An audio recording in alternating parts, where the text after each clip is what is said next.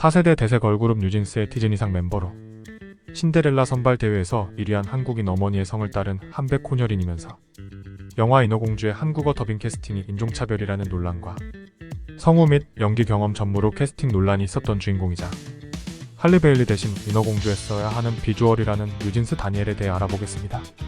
영어 본명 다니엘 맛이 한국 본명 모지에 생년월일 2005년 4월 11일 출생 호주 뉴사우스웨일스주 뉴캐슬 국적 호주 및 대한민국 키 165cm 혈액형 AB형 별명 폭가니엘 인간 포카리 다니엘이요 데뷔 2022년 7월 20일 뉴진스 다니엘의 이국적인 외모의 이유는 한백호녀린이기 때문인데 아버지는 백인계 호주인이고 어머니는 한국인이며 어머니가 호주에서 유학하다가 아버지를 만나 결혼했고 여담으로 어머니가 아버지보다 6살 연상이라고 합니다. 덜덜 어머님 폼 미쳤다에 다니엘의 한국 이름은 모지에로 어머니의 성을 따랐는데 참고로 한평모 씨는 한국에서 약 2만 명 정도밖에 없는 희귀성이라고 함. 다니엘은 호주에서 태어나고 4살 때부터 7살까지 약 3년 동안 경기도 파주시 문산읍에서 거주했는데 호주에서 쭉 살았던 게 아니라 한국에서 잠시 살았던 이유는 어머니가 자녀들에게 한국어와 한국 문화를 가르치길 원해서였고 아버지도 이를 흔쾌히 동의하여 같이 한국에 들어왔고 영어 강사로 근무했다고 합니다. 이후 다니엘은 2012년 6월 초등학교 1학년 1학기 말부터 호주로 다시 돌아가게 됩니다.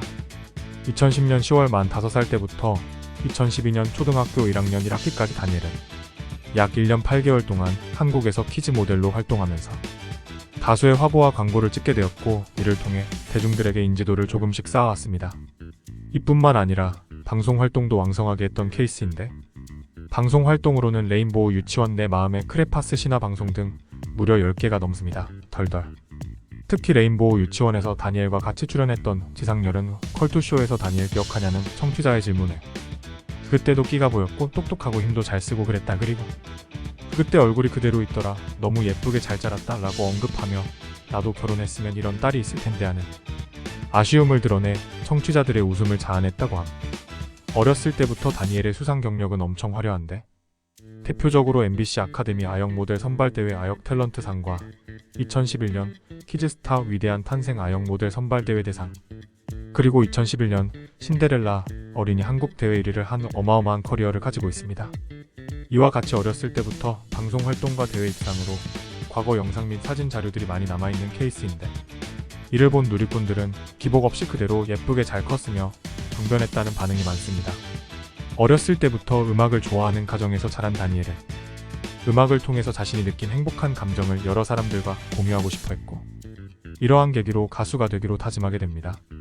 이후 2019년 10월 다니엘은 하이브에서 주관한 플러스 글로벌 오디션에 참가하게 되었고 최종 합격하여 하이브에 입사해 2020년 초인 16살 때부터 약 2년 반 동안 연습생으로 생활하였음. 2022년 7월 미니진이 런칭한 뉴진스는 데뷔를 하게 되는데 데뷔곡이자 메가 히트곡인 하이보이로 가요 프로그램 1위 수상뿐만 아니라 홍대로 가려면 어디로 가야 해요?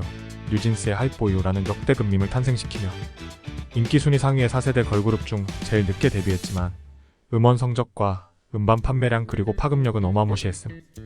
대표적인 닮은 꼴로는 배우 김유정이 많이 언급되는데 김유정 또한 자신이 다니엘을 닮았다는 것을 알고 있다고 말했고 다니엘의 팬임을 밝혔습니다. 또한 영화 레옹의 마틸다를 연기했던 배우 나탈리 포트만과 솔로 가수 전소미를 닮았다고도 언급되기도 하는데 같은 팀 멤버이자 맏언니인 민지는 다니엘을 보고 강아지 코카 스파니엘을 닮았다고 코다니엘이라는 별명을 만들어줌. 다니엘은 영화 인어공주의 한국어 더빙에 참여했는데 인어공주는 기존 원작의 인지도로 북미 박스오피스 1위지만 해외에서의 성적은 말 그대로 처참하다고 볼 수 있습니다.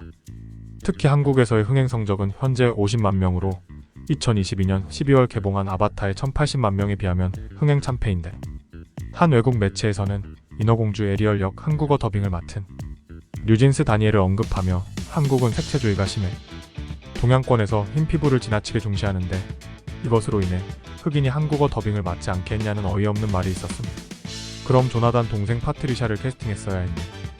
영화 인어공주는 캐스팅 미스의 캐스팅을 떠나서 스토리도 영 아니라는 게 대부분의 관객들 평인데 초장부터 뉴진스 다니엘한테 한국 흥행 성적 참패의 책임을 묻는 것 같은 느낌의 뉘앙스 보소.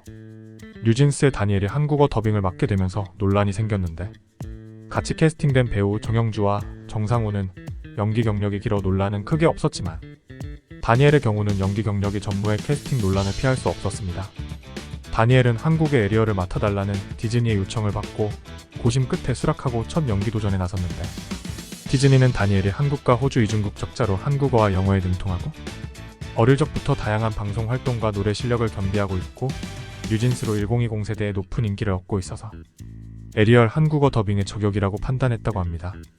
한국에선 유명 연예인들이 애니메이션 더빙을 하는 것에 대해 일부 관객들의 거부감이 유독 큰데 실제로 2017년 일본 애니메이션 너의 이름은 개봉 당시 한국어 더빙을 배우 지창욱, 김소연, 이래 등이 맡았지만 애니 팬들의 혹독한 비난에 시달렸습니다.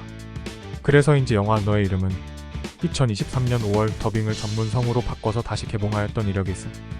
솔직히 제 개인적인 생각으로 다니엘 캐스팅은 뉴진스가 4세대 걸그룹 대세로 떠올랐기도 하고 디즈니에서 공개한 다니엘의 인어공주 OST를 부르는 장면을 보면 할리 베일리에게 얻지 못한 인어공주의 느낌을 다니엘에게 얻어라라는 뉘앙스, 즉 대리만족을 해라라는 느낌이 강하게 들었습니다.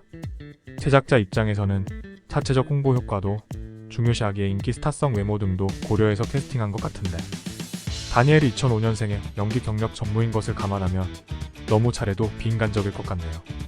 그리고 다니엘은 디즈니의 러브콜을 받은 후 오디션을 봤는데 디즈니 측은 다니엘의 오디션 썰에 대해 언급했었습니다. 오디션 당시 다니엘은 오디션 현장에서 악보만 주어진 채 즉석으로 이루어지는 가창과 대사 테스트들을 거쳐 최종 낙점되었다고 하네요. 그리고 영화 인어공주 화면 속 에리얼의 영어로 말하는 입모양과 타이밍에 맞춰 한국어 노래와 대사 연기를 하는 것이 쉽지 않은 도전이었으나 관계자들의 좋은 반응을 이끌어냈다고 밝혔습니다. 한편 디즈니는 애니메이션의 진심인 나라인 일본에게 그나마 기대를 걸고 있기도 한데 그래서 제가 일본 현지 반응에 대해 조사해봤습니다. 우선 일본은 6월 9일부터 영화 개봉이지만 개봉 전의 평점은 5점 만점에 2.6점 밖에 안 되는 수준이고 이건 아니야. 인어공주라고 하지 말아줘. 너무 심하달라는 평이 있을 정도로 악평의 연속이고 예고편을 본 일본 누리꾼들의 반응은 완전 흑인이잖아. 디즈니는 이미 죽었다. 이런 식으로 바다에서 만나면 쇼크사할 거야 등 디즈니에게 엄청 호의적인 일본이지만 정말 매운맛의 악평이 줄을 이었습니다. 그런데 인어공주 OST를 부른 다니엘에 대한 반응은 말을 거는 창법이 너무 좋다. 엄청 예쁘고 압권이 달 다니엘의 목소리가 주인공 아리엘의 딱이다 등이 호평이 쏟아졌고 반응 또한 할리 베일리와 상반되게 엄청 뜨거웠다는 것을 알 수 있습니다. 여담으로 인어공주 OST의 유튜브 조회수도 할리 베일리가 부른 것보다 다니엘이 부른 영상이 조회수가 더욱 높았고 누리꾼들의 반응은 할리 베일리가 아니라 다니엘이 인어공주 역할을 했어야 하는 것이 아니냐라는 의견이 은근 많았음. 이상이며 구독과 좋아요 꼭 좀 부탁드립니다. 시청해주셔서 감사합니다.